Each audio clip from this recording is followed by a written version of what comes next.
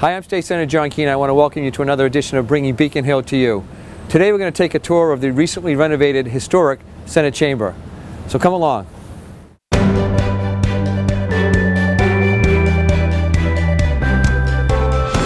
Hey, Representative Ayers, how's it going? Good. Good to How about see yourself? you. How's everything? Good to see you. Welcome to the Senate lobby, although you're no stranger here. Yeah, it's nice. They did a beautiful job with all these renovations. Yeah, they really did. They did a nice job with it. So, and I hear the House is going to have some work done over in their chamber soon. So, We are. So that'd be nice. Yeah, it's such a beautiful and old historic building. You know, these renovations play a key role. You Yeah, know? they're like a museum. You know, these are historical museums, state houses like this, and this is such a unique state house because it's a working state house. Yes. I've been to a few where they just have the chambers and a few ceremonial offices, and everybody works in different buildings. And here, it's your office, my office, all the senators and reps' offices are here, and the executive offices. So it's quite a place. Yeah, it's great that you have QATV in today. It's always great to see everybody, and I think it kind of highlights what a great trip it is for people to come in and really either revisit the State House or see the renovations that were made. And it's great bumping into you. You know, it's great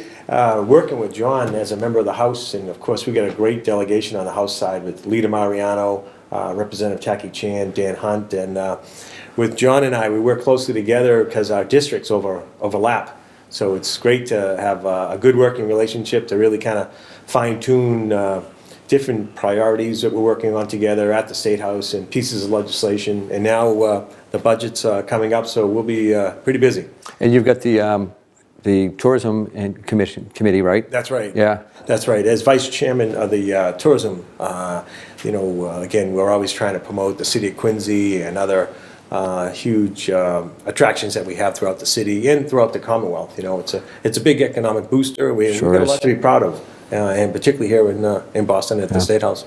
And the other thing that happens all the time is sometimes I'll be walking over by the House chamber and somebody will yell, "Hey, Rep Ayers," and I just wave and keep walking. We get mistaken for each other pretty frequently up here. So, but well, it's good to see you. Yeah, great seeing you. I'll be talking to you soon. All right, catch up with you, Bruce. Take care. We're here in the lobby of the Senate, in the area of the building, the State House, that was part of the original construction. It is a Bulfinch designed building, and it was constructed between 1795 and 1798, and this space was original to the building. This area here is the Senate lobby, and it rests between what is now the Senate reading room, but what was originally the Senate chamber, and on this side, what was the House of Representatives, which is now the Senate chamber. This area here is used for a whole lot of different things, but while we're in session, it's used to talk with colleagues about matters that are being debated within the chamber. Staff will come down with proposed amendments and amendment language, and we'll meet out here and work on that language. And it's also just a place where you can kind of catch up with colleagues. It's a really inviting location, a really inviting space. You'll see on the walls that there's some photographs. The Senate rotates artwork through this lobby periodically, and you'll see behind me here that there are photographs of Spagg's department store, and some people may remember that. It was pretty well known back in the day. It's no longer there, but these pictures show what it looked like when it was a young, thriving business. So again, this area is a nice transition area between the Senate reading room and the Senate chamber. And I guess now we'll take a walk in and take a look at the Senate reading room.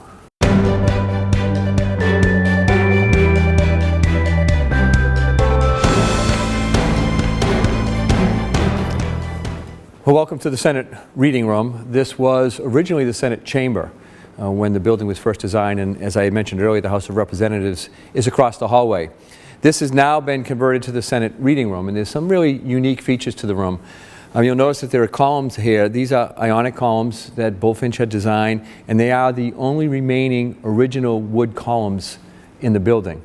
The ceiling is a barrel vaulted ceiling, and it takes the shape of a barrel. And that was something unique that Bulfinch designed as well.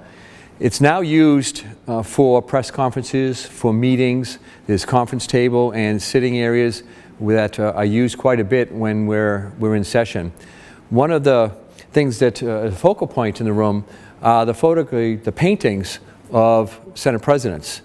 And here is the Senate President Travellini, who served between 2003 and 2007 as Senate President. And next to him is one of my favorite portraits. It is a portrait of Senate President Therese Murray. She was the Senate President when I first came to the Senate, and she served between 2007 and 2015. She was the first woman to serve as Senate President, and I think that portrait really captures her and how she was as a Senate President, which was very fair, very open to ideas. She had great relationships with the members, but you'll see that she's got the gavel in her hand, and there were times when she wouldn't tolerate a lot of back and forth on things, and she'd finally say with the gavel, okay, let's just get in there and vote. So really, she was a great Senate President, and I enjoyed working with her. And you'll notice also that behind me over my shoulder is a portrait of Horace Mann, who was President of the Senate between 1836 and 1837, but he's more widely known as kind of the father of public education. And other notables is a portrait of Calvin Coolidge in the room, Senate President Birmingham, Senate President Bulger, Senate President Harrington. And then with a little bit of a Quincy touch, there are some chairs at the conference table, and there are some signs on the chairs. And one of the chairs, if you read it closely, you'll see that it is for former Quincy Mayor McIntyre, who served particularly with distinction here as Senate Counsel, and that's noted on the back of the chair there. So there's a nice Quincy touch to the Senate reading room.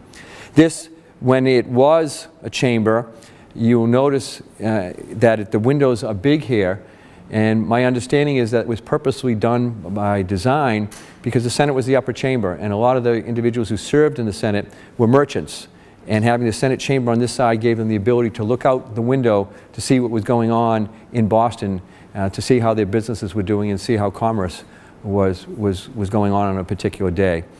You'll notice that in the middle of the room there's a table, and it has 13 sections.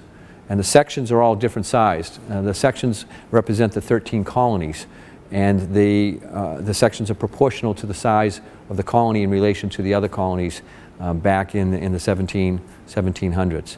So this is a beautiful room, and it was, as I say, originally the Senate chamber, and we'll now go over to what is now the Senate chamber.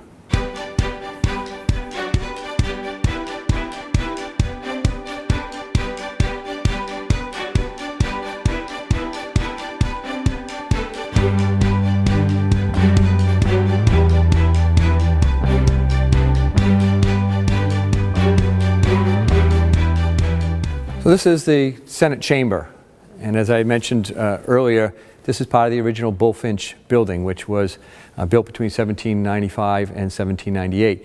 This was originally the House chamber, and it was a House chamber up until 1898. And then when the addition was added to the rear of the State House, the House chamber moved to the addition, and the Senate moved from the reading room over to here and has met in this chamber continuously ever since.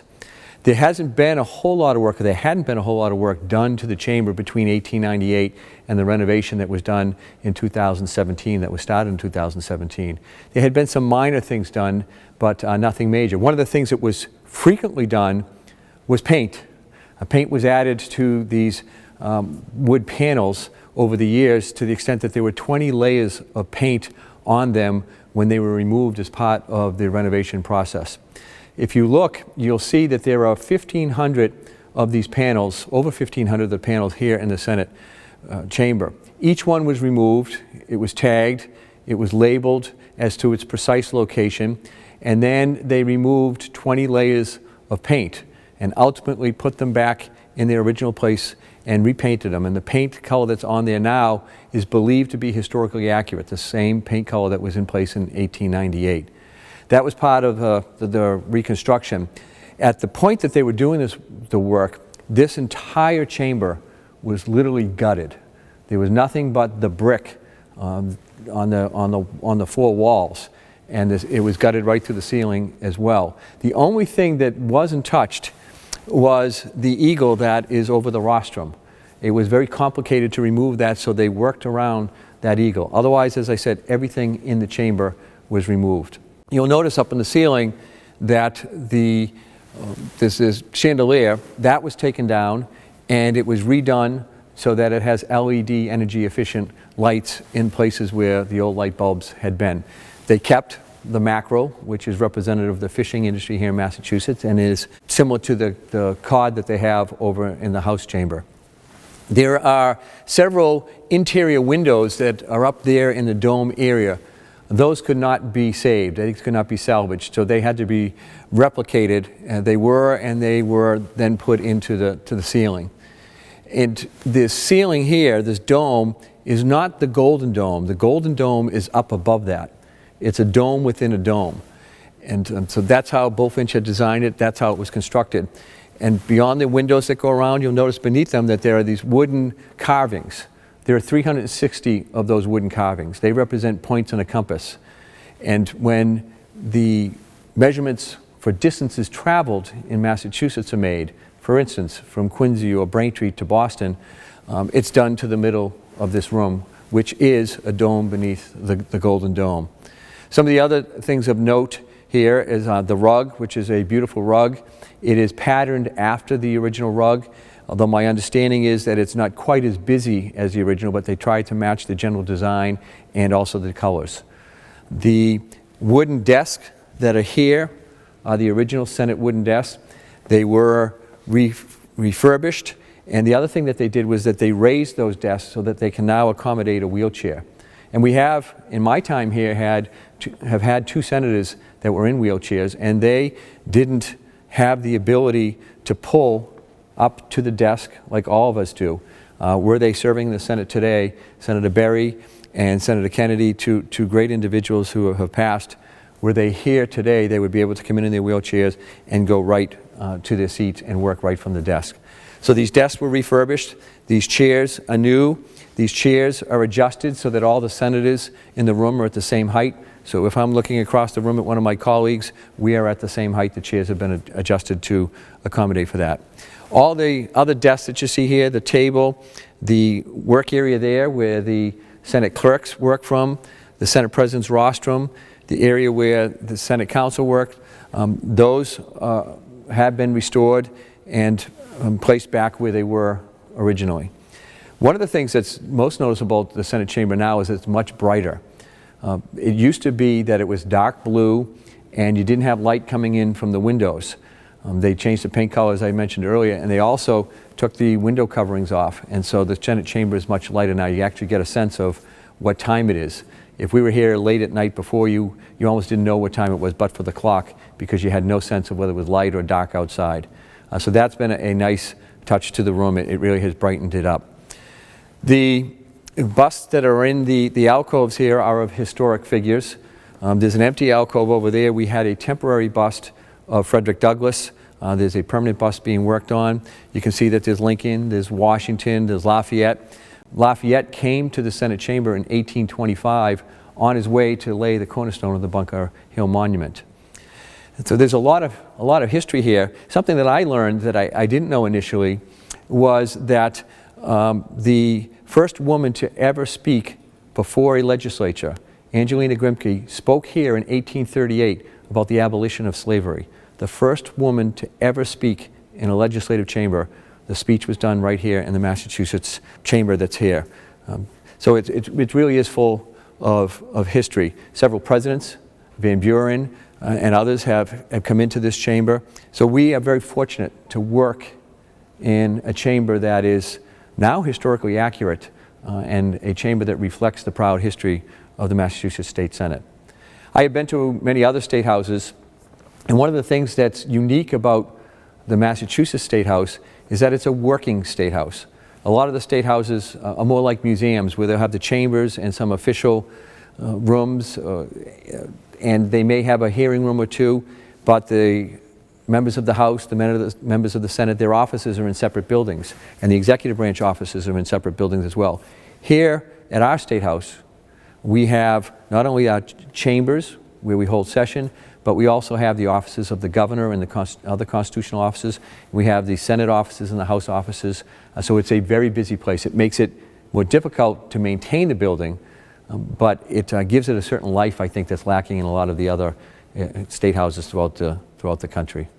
You'll notice up above, and I mentioned that we hope to have a bust of Frederick Douglass here. senators were asked to submit quotes to a committee that had been formed that would be placed on the walls of the chamber here. And the first one that was decided upon was a quote by Frederick Douglass. And it reads, "Truth, justice, liberty, and humanity will ultimately prevail." There will be a quote on the walls of from a woman, and it's obviously my hope, being from Quincy and representing Quincy and Braintree, that it will be a quote from Abigail Adams. You'll notice that there are emblems in each of the corners of the chamber. There's an emblem for war, for agriculture, for commerce, and for peace. So overall, the renovation took about 18 months. It began in May of 2017 and went until January of 2019. I remember being in the chamber for the last time. We were here late for a budget session, and it might have been about midnight, and we had just ended, and all of a sudden there was a big bang and a boom. Something fell from the ceiling. It went into somebody's eye, and at that point we were rushed out of the chamber, and that's the last time we were here until we came back in January of 2019 when the work had been completed. Overall, it was a $22.6 million renovation, and it was led by Christos Kois of CBT Architects. The contractor was Colantonio Inc., and the historic preservation specialists were M&A Architectural Preservation. They won quite a few awards for this work. They were awarded the Massachusetts Historical Commission 2019 Preservation Award, and also the Boston Preservation Alliance granted them the Preservation Achievement Award and Fan Favorite Award. And then in October 2009, the Associated General Contractors of Massachusetts honored the contractor with a Build New England Performance Award. So it is recognized throughout the country as a historically accurate renovation, and I know that other state houses look at what we have done and seek to match it in terms of quality and historical accuracy as they renovate their chambers and their state houses. If you're interested in taking a tour of the entire State House, the State House is open between 10 and 3:30 for tours. They're free, they last about 45 minutes. Or I'd be happy to show you around. You can call my office at 617-722-1494, and schedule permitting. I love to show off the building, so I'd be thrilled to take you through the Senate chamber, the reading room, to the House of Representatives, to all the great rooms here at the State House. So please do not hesitate to call. I'd like to thank you for joining us for another episode of Bringing Beacon Hill to You. See you next time.